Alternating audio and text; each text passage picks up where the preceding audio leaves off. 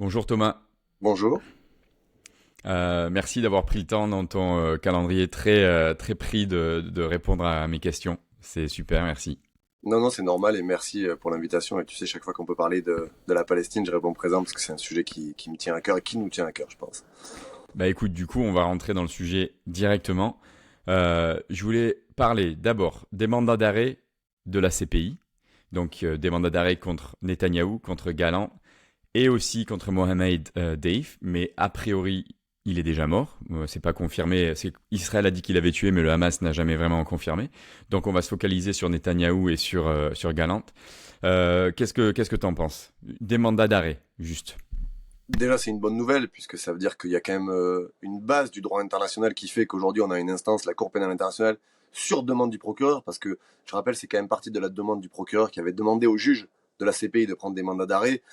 Et à l'époque, on avait eu les différents gouvernements occidentaux qui étaient montés au créneau pour dire mais qu'est-ce que c'est que cette demande, c'est honteux, ça ne se fera jamais. Si, ça s'est fait, heureusement, et c'est une bonne nouvelle, et c'est aussi quand même, malgré tout, ce qu'on peut voir dans le paysage politique, une lueur d'espoir pour dire que le droit international, c'est pas simplement que des éléments de langage, c'est aussi des décisions concrètes.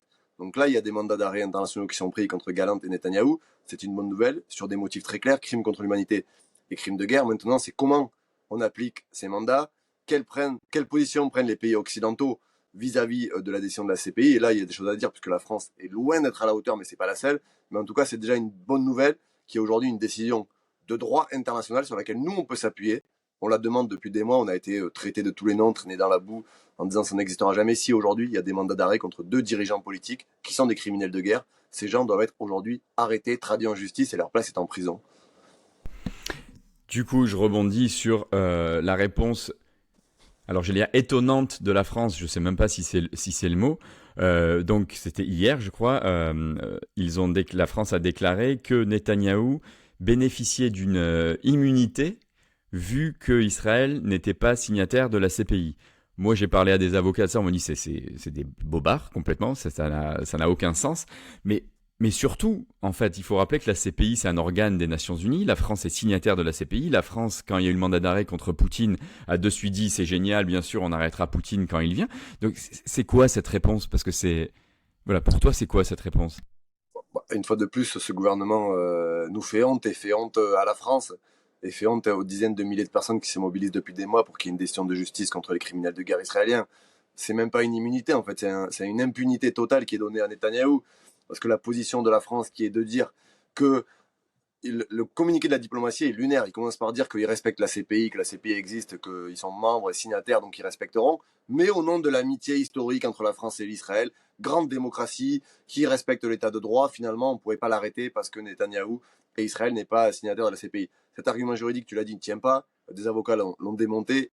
Ça a eu vent par le passé, mais il y a très longtemps. Aujourd'hui, quand vous avez un mandat d'arrêt qui est émis par la CPI, que vous êtes signataire de la CPI, les pays ont l'obligation de le faire. Rien n'empêche la France d'arrêter Netanyahou si demain il met un pied sur le territoire national. Mais ce qui est inquiétant, c'est que d'après les révélations du journal Haaretz israélien, il se dit que cette immunité, cette impunité, elle aurait été dealée par Macron, par le gouvernement français, en échange non pas, même pas d'un cessez-le-feu au Liban, parce que la France s'est tellement discréditée qu'elle n'a même plus voix au chapitre, mais simplement pour qu'il y ait le nom de la France qui apparaisse dans le cessez-le-feu. Donc c'est-à-dire que pour qu'il y ait le nom de la France sur un cessez-le-feu au Liban, qui est en plus un cessez-le-feu temporaire et dont on ne sait pas quand est-ce qu'il va prendre fin, la France est prête à dire qu'elle n'arrêtera pas Netanyahou.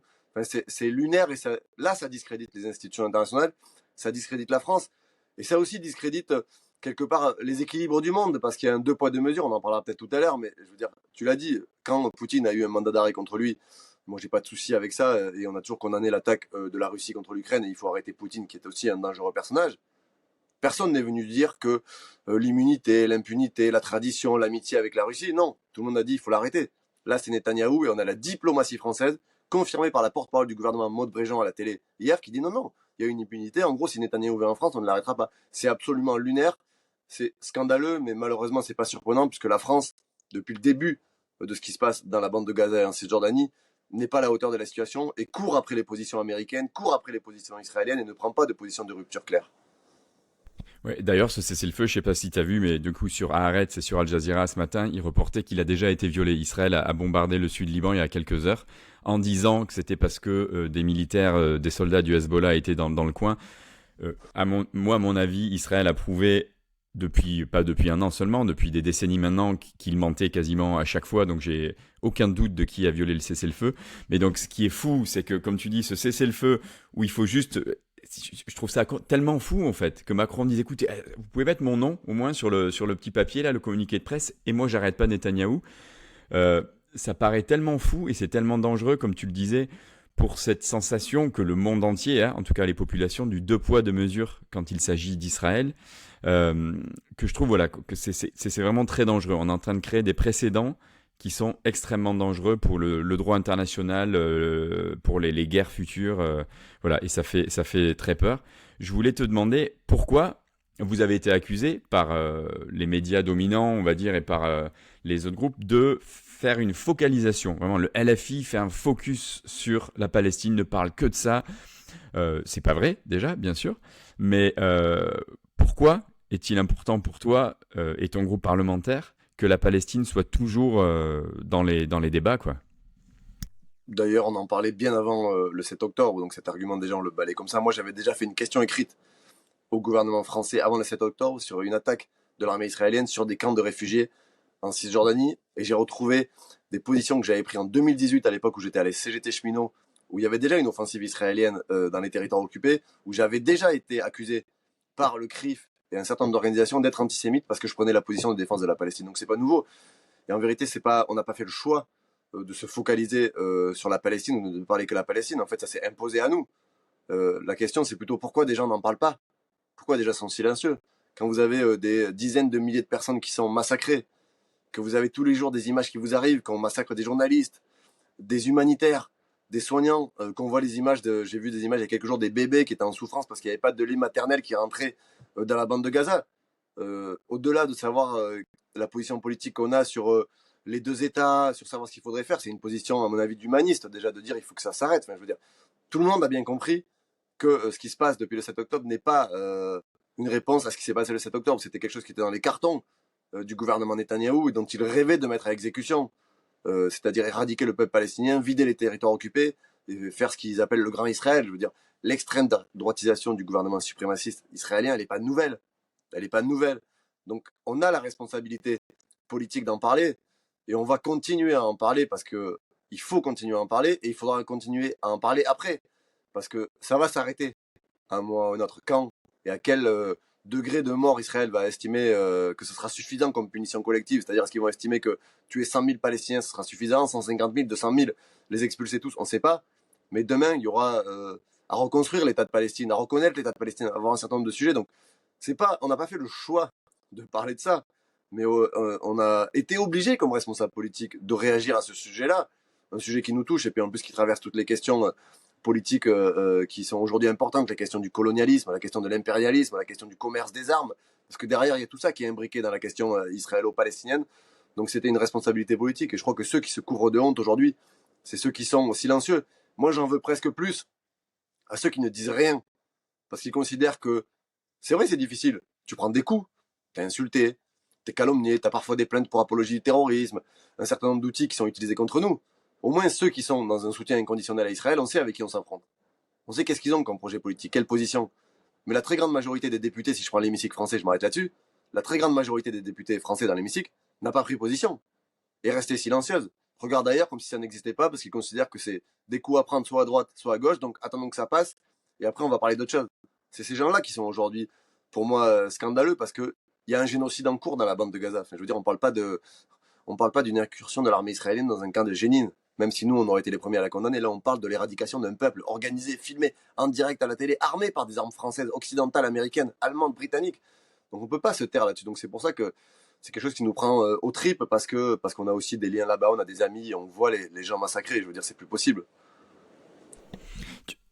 Corrige-moi si je me trompe, tu faisais partie de la délégation qui était allée à Rafah, je crois, assez tôt, je ne me rappelle plus, ça Au mois de février, ouais. mois de février, je faisais partie d'une délégation de parlementaires du Nouveau Front Populaire qui était allée de manière très symbolique, parce que tu ne peux pas rentrer aujourd'hui dans la bande de Gaza Même les humanitaires ont des difficultés à rentrer aujourd'hui. Israël restreint les permis des humanitaires qui rentrent ou elle les assassine quand ils sont à l'intérieur. Donc il y a aussi beaucoup de gens qui ont plus vraiment envie d'y aller et on peut les comprendre. Mais ouais, j'ai fait partie de la délégation qui est allée à la frontière, enfin à Rafah. Et effectivement, ça restera un voyage qui restera gravé dans ma mémoire très longtemps parce qu'il y a, je vais pas raconter tout le voyage, mais il y a un certain nombre d'anecdotes moi, qui m'ont marqué. Par exemple, quand moi je m'attendais à arriver à la porte de Rafah, donc tu arrives à Rafah, il y a une porte, et de l'autre côté c'est la bande de Gaza, donc de l'autre côté c'était la guerre. Ils ont été bombardés la veille où on est arrivé. Il y avait, enfin je veux dire, tu avais 1,6 million de personnes entassées sur 10 kilomètres. Je m'attendais à ce que ce soit une zone où il y ait du monde, du bruit, du bordel, que ça grouille quoi. Quand je suis arrivé là-bas, c'était un silence assourdissant. C'est-à-dire que la porte était fermée, tu avais 3 militaires égyptiens, parce que les Égyptiens c'est eux qui avaient à l'époque encore la garde de la porte de ce côté-là. Et le seul bruit que tu entends, c'est le bruit des drones israéliens qui tournent en permanence. Et moi, ce qui m'a marqué, c'est anecdotique, mais pas tant que ça. C'est quand je suis arrivé à la porte, mon téléphone portable a sonné. J'ai reçu un texto pour dire vous êtes sur réseau téléphonique israélien. Sauf qu'on est en territoire égyptien quand même. Normalement, c'est un réseau égyptien ou à minima palestinien. Donc là, on était déjà sur le réseau israélien. Et puis, j'ai pu voir ce que nous dénoncions, et ce que tout le monde a dénoncé, mais les centaines et les centaines et les centaines de camions accumulés, parce que le premier village avant de rentrer à Rafah, c'est El Arish, une station balnéaire. Et de El Arish à Rafah, sur 15 km, t'as les camions entassés, les gens entendent de rentrer. Puis évidemment, les denrées sont plus bonnes dans les camions au bout d'un moment. Donc elles sont jetées. Et après, on a visité le Croissant Rouge palestinien, donc c'est le Croissant Rouge égyptien, pardon, c'est lui qui stocke toute l'aide humanitaire qui arrive de partout, parce qu'il y a une très grande solidarité, il faut aussi le dire. Contrairement au discours dominant qui veut faire croire que personne ne s'intéresse aux Palestiniens, la majorité, je crois, des gens et des citoyens s'intéressent à la question et aident beaucoup. Il y a beaucoup d'aide qui arrive. Sauf que pour entrer, à l'époque, pour entrer l'aide humanitaire à Rafah, tu ne rentres pas si le camion n'est pas contrôlé par les Israéliens. Donc il y a un système de contrôle, le camion il arrive à la frontière, il arrive à la porte d'entrée, il doit faire 50 km de latéralité pour aller à un point de contrôle où il y a 4 niveaux de contrôle. Donc c'est électronique, des chiens, des gens qui fouillent. Il revient en arrière pour refaire 50 km, même s'il a été validé la première fouille, là il décide de te dire si oui ou non il rentre. Et ils ont bloqué des objets d'aide humanitaire, c'était absolument incroyable. Par exemple, il y avait dans les locaux, on a vu des grandes mallettes avec des duvets qui étaient de couleur verte, qui n'ont pas laissé rentrer parce qu'ils considéraient que le vert était la couleur du Hamas, ça pouvait faire des drapeaux. Il y avait des cartons de jouets d'enfants que la France avait donnés, des cartons de jouets d'enfants qui étaient dans des mallettes un peu rigides, tu vois, les trucs de cantine, quoi, pour pas que tout ça explose, quoi. Ils refusaient de les laisser rentrer parce qu'ils considéraient que derrière, les gens allaient jeter les jouets et allaient utiliser les cantines métalliques pour transporter un certain nombre de munitions ou autres. Il y avait des médicaments entiers que la France avait fait livrer qui sont dans des conditions réfrigérées pour pas qu'ils se périment. Israël ne le laissait pas rentrer non plus. Donc il y avait déjà, et c'était en février, ça s'est accéléré depuis, puisque maintenant c'est carrément, tout est fermé, plus personne ne rentre, il n'y a plus d'aide humanitaire. Contrairement à ce que dit le fameux ministère, le COGAT, qui est le ministère d'administration des territoires occupés, qui devrait être supprimé. Un ministère d'administration des territoires occupés, c'est de la colonisation, c'est illégal. Mais j'ai vécu ça, c'est-à-dire qu'on était dans une situation où on avait des milliers de tonnes d'aide humanitaire bloquées de mauvaise foi, et si tu veux, de l'autre côté de la porte, à 10 mètres, tu avais des gens qui crevaient de faim, et moi de mon côté, à 100 mètres, il y avait des bouteilles d'eau. C'est ça la situation que j'ai vécue. Donc c'est assez terrible et ça s'est pas amélioré depuis. Donc on a un sujet. Moi j'aime pas trop insister sur. J'aime parler de l'aide humanitaire, mais il faut pas tomber dans le piège où ils veulent faire de la Palestine une question humanitaire. C'est pas une question humanitaire. Évidemment, sur la question du nord de Gaza aujourd'hui, on a une urgence parce qu'il faut faire rentrer de l'aide humanitaire parce que les gens crèvent de faim. Donc évidemment, sur la temporalité à la minute près, il faut sauver les gens et pas les laisser mourir. Mais il faut pas qu'on tombe dans le piège qu'ils veulent nous tendre où c'est simplement l'aide humanitaire qui va résoudre la question palestinienne. C'est pas une question humanitaire. Elle est humanitaire parce que on organise le fait qu'elle soit humanitaire. Mais c'est vrai que ce voyage, il reste marqué. Puis j'ai vu, je termine là-dessus, à l'hôpital à El Arish, on a vu des Palestiniens qui étaient soignés, qui avaient réussi à fuir, parce qu'au début, la frontière était ouverte à Rafah, ils n'avaient pas fermé la porte de suite. Par exemple, il y a une dame, elle m'a raconté qu'elle était à Gaza, elle s'est endormie dans son lit, elle s'est réveillée, elle était à l'hôpital à El Arish. Elle a tout perdu. Et une maman qui était enceinte avec sa petite, elle a marché toute la nuit pendant 3 jours depuis Gaza pour pouvoir aller à l'hôpital égyptien parce qu'elle voulait pas crever en fait. Et donc la situation elle est là.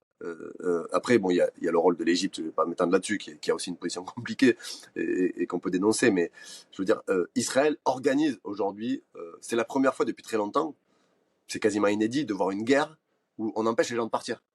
Dans n'importe quelle guerre, les gens ils peuvent quitter leur territoire en vérité, même si souvent ils veulent pas partir parce qu'ils disent que c'est leur terre et c'est à eux, ils peuvent partir, ils peuvent fuir. Là, on est en train d'organiser un endroit où on bombarde des localités, on bombarde des gens, on mène des opérations militaires, mais on dit aux gens, vous ne sortez pas. Donc vous êtes au milieu d'attaques militaires, et après on nous explique que c'est des dommages collatéraux qui sont utilisés comme bouclier humain, enfin bon, tout le narratif israélien qu'on connaît. Donc ouais, ce voyage il était important. Oui, il me marquera très longtemps, et j'ai aussi un objectif à terme, c'est de pouvoir y revenir, mais de pouvoir rentrer dans la bande de Gaza et aller aider les Palestiniennes et les Palestiniens à reconstruire ce formidable pays, parce que nous on considère que c'est un pays aujourd'hui. Ouais, et je pense que malheureusement, quand on va pouvoir rentrer, les observateurs internationaux, les journalistes, etc., on va découvrir l'ampleur du massacre, Et et je crois que ça va être quelque chose de c'est ce que me d'encore disait plus l'autre jour, terrible. Ouais. l'ambassadrice palestinienne à Paris, avec qui on discute, qui a été très lourdement touchée, puisqu'elle a perdu des dizaines et des dizaines de membres de sa famille. Les commentaires sont horribles, parce qu'à chaque fois qu'elle dit que des cousins à elle décèdent, les gens disent « Ah, ils sont déjà morts la semaine dernière, vous étiez combien dans la famille ?» C'est pas vrai, enfin, c'est absolument horrible, le cynisme des commentaires, mais c'est ce qu'elle m'a dit, elle m'a dit, tu sais, on voit d'ici l'ampleur déjà du désastre, des atrocités, mais elle dit quand on va rentrer chez nous, et qu'ils vont réouvrir les portes, et qu'on va retrouver ce qui se passe, ça va être terrible. Déjà, moi j'ai vu les images au Liban, là, à Beyrouth, où les gens ont pu revenir dans leur quartier, parce qu'ils avaient fui les bombes. Les premières images, c'est pas la même ampleur qu'à Gaza, mais c'est dévasté. Je veux dire, jamais, quand on connaît la situation du Liban, tout ça ne sera jamais reconstruit. Donc on crée encore une fois des camps avec des gens qui vont être à la rue. Enfin, c'est assez terrible, mais effectivement, quand on va, parce qu'un jour on va pouvoir y rentrer, quand les observateurs vont rentrer, l'ampleur des découvertes va être terrible, et c'est aussi pour ça qu'Israël a un objectif d'assassiner les journalistes, de ne pas avoir d'image, parce que quand on a vu les hôpitaux et les fosses communes et tout ça, on se doute que c'est partout pareil. Donc il y a vraiment, il faut se préparer à quelque chose qui va être assez terrible à mon avis. Est-ce que c'est pour ça que toi et la plupart des membres de ton groupe parlementaire de LFI, vous utilisez le terme génocide? D'abord, on l'utilise parce que c'est un terme qui est normé en droit international, c'est l'article 2 de la Convention pour le génocide qui explique que c'est la volonté intentionnelle de cibler un groupe de population en raison de son ethnie, de sa nationalité ou de sa religion. Il y a 4 cas, si on cible ce groupe de population, qui font que c'est un génocide, et les 4 cas sont pas, il faut pas qu'il y ait les 4. C'est-à-dire s'il y en a un des 4, c'est suffisant. Et déjà, c'est le premier, c'était de créer des conditions de subsistance inhumaines, en gros, pour les amener à mourir, ce qui est déjà le cas. Empêcher le fait qu'il y ait des naissances, c'est aussi le cas. C'est viser un groupe en raison de sa religion et de son ethnie. C'est ça. Parce que fondamentalement, ce que visent les Israéliens, c'est parce que c'est des Palestiniens, parce qu'ils sont Palestiniens. Donc oui, nous, on assume de dire que c'est un génocide, mais il n'y a pas que nous. Les rapporteurs spéciaux de l'ONU le disent. J'ai vu un historien israélien juif, expert, Amos Goldberg là, qui dit. expert de la Shoah, qui Ouais. lui-même dit c'est un génocide. Enfin, je veux dire, qui peut aujourd'hui nier la situation génocidaire de ce qui se passe dans la bande de Gaza? Et c'est important de l'utiliser, parce il y a une tentative de nier ce terme-là, de le passer sous silence, et singulièrement en France, où il y a la responsabilité, ou pas collective, en tout cas, il y a quelque chose qui pèse dans le débat public en France, qui est l'histoire et de la déportation massive des Juifs en Europe, notamment avec les crimes nazis, la Shoah, et des choses horribles qui ont été perpétrées contre nos concitoyens de confession juive, et qui est terrible. Mais aujourd'hui, on ne peut pas accepter que ce terme-là soit accolé qu'à une situation. Le génocide, c'est pas un événement dans le temps, c'est un élément de droit avec des caractéristiques. Et malheureusement, il y en aura sûrement d'autres dans l'histoire. Il y en a déjà eu d'autres. Donc il faut utiliser ce terme-là, et même y compris la Cour internationale de justice, même si Israël, les États-Unis et un certain nombre de relais médiatiques disent qu'ils n'ont pas dit ça. Elle a quand même dit prévention, risque génocidaire, prévention. Donc c'est un terme qui est important à mettre dans le débat, et je remarque quand même que le gouvernement français, par exemple, il y a eu une évolution là-dessus. On pose des questions au gouvernement toutes les semaines depuis le 7 octobre sur la Palestine, et maintenant aussi le Liban, puisque ça s'est étendu. Et au début, quand on parlait de génocide, c'était alors là, on prenait des torrents de boue. Sur les dernières semaines, quand on interroge le gouvernement français sur ses positions, sur la CPI, sur France-Israël, sur le gala de la honte, etc., etc., et on parle de génocide, le gouvernement ne remet plus en cause ce terme-là. Il va plus là-dessus, parce que tout le monde a bien compris que si c'est pas demain, dans 6 mois, dans 2 ans, dans 10 ans, il sera reconnu comme tel. Et donc ceux qui auront tenu les propos anti-génocide et qui auront le nié seront du mauvais côté de l'histoire. Donc il y a une évolution. Je crois qu'on a réussi quand même à gagner cette bataille de l'opinion, mais il faut continuer à la porter, parce que c'est assez difficile encore dans le débat public. Et tu parlais de la CIG qui parlait d'un risque de génocide, c'était en février. On est maintenant en novembre. Il y a 70% des morts, c'est des femmes et des enfants. Le groupe d'âge le plus touché, c'est les 5-9 ans. Donc si c'est pas encore plus clair maintenant que c'était en février, je voulais te poser une question. par rapport aux actions qu'on peut faire, nous, citoyens. Il y a cette campagne qui a été lancée en 2005 par les Palestiniens de boycott d'Israël, comme il avait été lancé contre l'Afrique du Sud, qui est un boycott des institutions, du gouvernement, et qui n'est pas un boycott des individus. Il faut le rappeler assez souvent parce que nos ennemis nous font croire qu'on veut boycotter les Juifs ou boycotter les Israéliens. C'est pas du tout le but du boycott. Qu'est-ce que tu en penses, toi, d'une tactique comme le boycott? Moi, je pense qu'il faut utiliser j'allais dire toutes les armes à notre disposition, mais je vais faire attention parce que tous les leviers politiques, diplomatiques et pacifiques, évidemment, à notre disposition.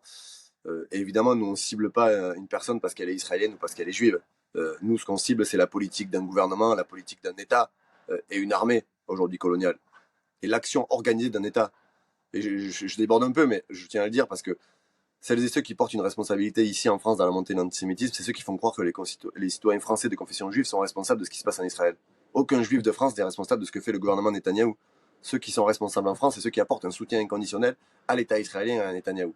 Il faut pas tout mélanger, justement, parce qu'il y a une tentative d'instrumentaliser la lutte contre l'antisémitisme, qui est un sujet très sérieux, qu'il faut prendre à bras le corps, qui est aujourd'hui utilisé pour faire taire les voix de la paix. Sur la question du boycott, d'abord rappeler que le boycott, c'est légal. Il y a eu plusieurs arrêts, notamment de la Cour européenne, qui a dit très clairement que nous avons le droit d'organiser des campagnes de boycott. Et je crois que ça marche.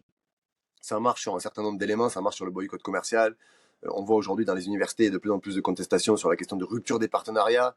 Ça marche sur la question des institutions. Moi, je fais partie de ceux qui demandent que l'ambassadeur israélien soit expulsé de France. Enfin, je veux dire, on ne peut pas accepter. Il suffit de regarder les positions et les tweets de l'ambassadeur israélien à Paris pour voir que c'est un relais du gouvernement israélien au plus haut niveau, qu'il a attaqué les journalistes de Libération quand ils ont fait la une sur les morts à Gaza. Enfin, il a fait un certain nombre de déclarations qui étaient absolument irréalistes. Il était à la France Info, il était à France Info l'autre jour, où il a dit il n'y a pas de famine à Gaza, ça n'a jamais existé, ça n'a jamais été organisé. France Info a fait un fast-checking pour lui dire ce que vous dites est totalement faux. Et il a refait un tweet pour dire que c'était que des menteurs, qu'il n'y avait pas de famine. Enfin, je veux dire, n'importe quel ambassadeur d'un autre pays en France aurait tenu de tels propos. Il aurait déjà été convoqué 15 fois et on l'aurait certainement dégagé du pays. Mais ce qui est important dans la question du boycott, c'est parce que c'est une stratégie d'isolement organisée autour de l'État israélien. Parce que Israël connaît que le rapport de force aujourd'hui.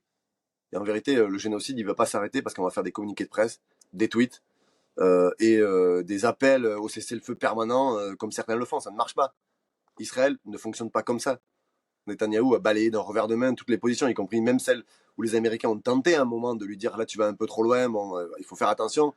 Tout ça ne l'intéresse pas. Aujourd'hui, il est hors de contrôle. Et si nous, on fait souvent le parallèle avec la question de l'Afrique du Sud.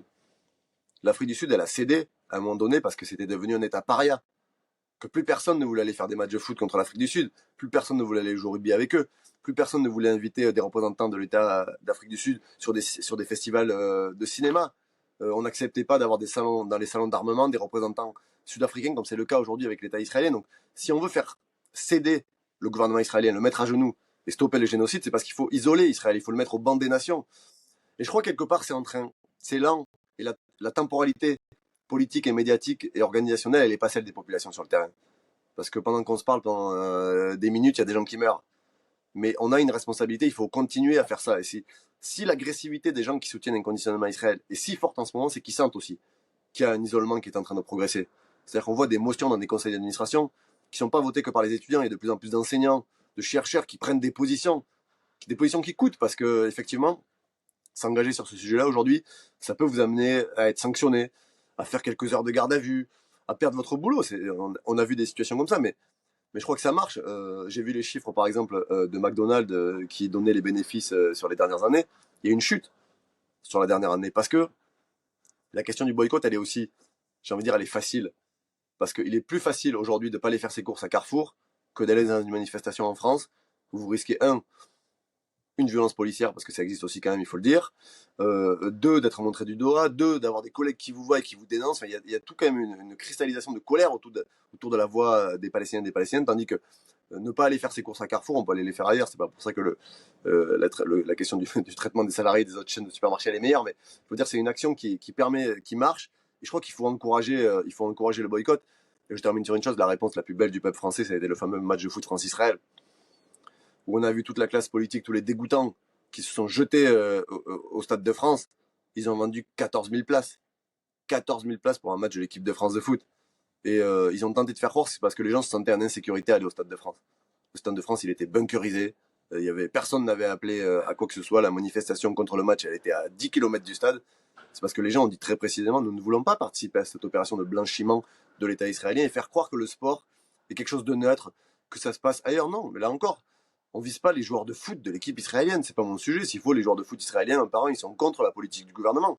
Sauf qu'ils sont dans une équipe de foot qui représente un pays, un gouvernement qui commet un génocide. Donc, il faut organiser le boycott et je crois que ça marche de plus en plus. Et le fait que l'équipe d'Israël de foot soit obligée d'aller délocaliser ses matchs, le seul pays ou le rare pays qui aujourd'hui accepte de l'accueillir, c'est quand même la Hongrie de Orban. Ça en dit long aussi autour de l'organisation de l'international d'extrême droite et fasciste qui s'est mis main dans la main pour aller soutenir les Israéliens. Mais là, le soutien d'extrême droite, par exemple français à Israël, il n'est pas parce qu'ils soutiennent Israël fondamentalement, ils soutiennent Israël parce que Israël s'attaque à des Arabes. C'est ça en fait la ligne politique de l'extrême droite française aujourd'hui. Elle n'est pas dit comme ça, mais c'est ça. S'ils sont soutien d'Israël en première ligne, c'est parce que la cible, c'est les Palestiniens, c'est les Arabes et c'est les musulmans. C'est ça qui fait le fond de commerce du soutien de l'international d'extrême droite à Israël. J'ai une dernière question, parce que je sais que tu vas devoir y aller. Ce qui se passe à Gaza, en Palestine, au Liban, ce dont on parle depuis tout à l'heure, ce double standard, on va dire, les inactions des gouvernements européens, maintenant certains, la Hongrie en premier évidemment, qui disent qu'ils ne respectent pas les décisions de la CPI, mais aussi, si on extrapole un peu plus, les législatives en France, où le nouveau Front populaire arrive en tête et Macron nomme un gouvernement de droite dur. Est-ce que ce moment-là, cette année, c'est pas un sacré révélateur quand même sur les démocraties, du coup, dans lesquelles nous vivons? Si, c'est révélateur des démocraties et leur affaiblissement et surtout du tournant autoritaire et liberticide qui se passe. Moi, je parle de la France et de la question de l'état de droit. Ça fait des années qu'on voit un empilement de lois sécuritaires.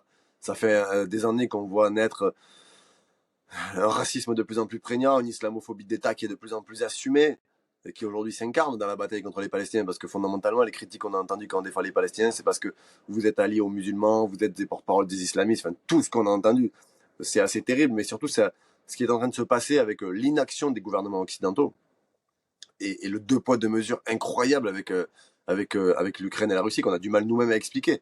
C'est qu'ils abîment les équilibres mondiaux et demain ils vont aller expliquer. Si demain il y a un autre État qui attaque un autre État, ils vont aller lui expliquer qu'il faudrait le sanctionner parce qu'il n'a pas respecté le droit international. Mais cet État il va dire mais vous avez fait quoi avec Israël en fait? Vous avez pris aucune sanction et moi parce que je suis pas l'État israélien, je vais me faire sanctionner.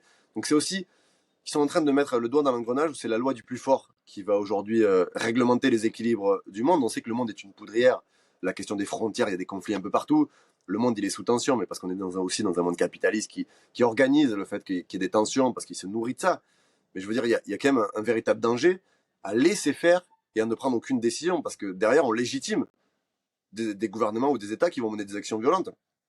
Un État qui va vouloir coloniser un autre État, quelle légitimité on va aller pour aller lui dire ah il y a la CPI, ah il y a le droit international, il y a la Cour internationale de justice. Moi je suis cet état-là, je dis ok circuler il y a rien à voir parce que ce que vous avez fait il y a quelques mois c'est pas vous me l'appliquez avant, vous l'avez pas fait à l'État israélien. Donc c'est pour ça que c'est important de se battre pour l'État de droit, pour le droit international et j'en reviens à ce qu'a fait la France, c'est-à-dire aller négocier sur un bout de table le mandat d'arrêt à la CPI pour avoir le nom qui apparaît sur un communiqué de presse. Négocier une partie du droit international et de la CPI pour un nom sur un communiqué de presse, c'est irresponsable. D'ailleurs, Macron n'a pas commenté cette information, il l'a pas infirmé. Donc, si ça avait été faux, il y aurait déjà eu des communiqués de l'Élysée de partout. Les ministres seraient montés au créneau pour dire qu'on instrumentalisait quelque chose et commenter. Non, personne n'a dit que ça n'était pas vrai. Donc, c'est un véritable danger. Et je termine là-dessus, c'est inquiétant parce que quel monde on va construire demain? Quel monde on va construire quand on est dans une démocratie où la France a quand même eu par le passé une voix singulière. Elle a compté en Palestine. Elle a compté dans le sud global, dans le mouvement des non-alignés à l'époque. Sauf qu'on est aujourd'hui dans une gestion, et on le voit avec la Nouvelle-Calédonie, on le voit avec un certain nombre de territoires d'outre-mer, la France a toujours des réflexes de gestion coloniale des choses qui se passent. Toujours. La réponse qu'il y a eu en Nouvelle-Calédonie suite à l'énorme révolte sur la question du dégel du corps électoral et du droit à l'autodétermination, c'est d'envoyer les CRS. Martinique, Guadeloupe, c'est d'envoyer les CRS qui n'étaient plus là depuis des dizaines d'années. Là, on est exactement, avec la question palestinienne, dans une gestion coloniale On est en train de décider qui devrait être le gouvernement des Palestiniens, qui on pourrait mettre après pour que ça se reconstruise. Mais c'est pas à nous de décider pour les Palestiniens et les Palestiniennes. Nous, évidemment, il faut accompagner les décisions démocratiques et politiques des Palestiniens, mais c'est à eux-mêmes de décider quel modèle de pays ils veulent, comment ils veulent s'organiser. Est-ce qu'ils veulent un État sur les frontières de 47? Est-ce qu'ils veulent 2 États? Tout ça, c'est pas moi, Thomas Porte, qui vais décider depuis Paris. Quelle légitimité j'ai de dire pour aujourd'hui si c'est une solution à 2 États ou un État? J'en ai aucune. C'est pas moi qui vais vivre là-bas. C'est pas moi qui vais subir les conséquences de tout ça. C'est pas moi qui le vis dans ma chair depuis des années. Moi, je suis simplement là pour être un relais aujourd'hui de la colère et de la souffrance des Palestiniennes, un lanceur d'alerte, un militant politique pour essayer de faire bouger les choses. Mais je crois qu'il faut pas faire à la place des autres aussi. J'aimerais bien qu'on arrête de donner des leçons en permanence aux Palestiniennes et aux Palestiniens, de dire ah il fallait faire ci, ah il fallait faire ça, ah vous auriez dû pas faire ça, il fallait faire ci. Franchement c'est insupportable, c'est insupportable. Mais ça en dit long sur une vision du monde occidental qui considère qu'il y a une partie du monde qui est inférieure. Où on nous rappelle que c'est pas par la guerre, les fameux concepts de guerre de civilisation. Enfin Emmanuel Macron a quand même commencé le début après le 7 octobre en parlant de coalition internationale contre le terrorisme. En comparant les Palestiniens à Daesh, je veux dire, ça a été, on a commencé sur ça. C'était l'axe du mal de George Bush après le 11 septembre 2001. Donc on est toujours sur cette lecture-là. Et en fait, un des points fondamentaux, et j'arrête là-dessus, où il y a eu un soutien inconditionnel à l'État israélien, c'est qu'il y a eu ce narratif de dire Israël est la seule démocratie. En gros, c'est la pointe avancée de l'Occident pour nous défendre contre tous les barbares qui nous entourent là-bas. En fait, c'est ça la lecture qui a été faite. Ce qui est assez terrifiant. Parce qu'au demeurant, une démocratie, elle peut commettre des génocides. Bon, la démocratie israélienne, on peut en parler longtemps, hein, quand elle expulse des députés qui dénoncent les crimes de guerre, quand elle coupe les subventions publiques à Haaretz, quand les citoyens qui sont pas israéliens n'ont pas les mêmes droits, moi je considère pas vraiment ça une démocratie. Mais je veux dire, on a quand même aujourd'hui une lecture qui est inquiétante des équilibres du monde et qui demain peut dessiner le pire. Donc j'espère que tout le monde va revenir à la raison, qu'il y aura des sanctions qui vont être prises et que pour les Palestiniennes et les Palestiniennes, tout ça va s'arrêter parce qu'il est temps que ces gens aient un État, puissent vivre en paix, en liberté, dignement, librement, comme beaucoup de peuples du monde, pas tous malheureusement. Mais en tout cas, on espère beaucoup de choses pour les Palestiniennes et les Palestiniennes dans les jours, les semaines et les mois à venir. Merci beaucoup Thomas. Merci Merci vraiment. à toi.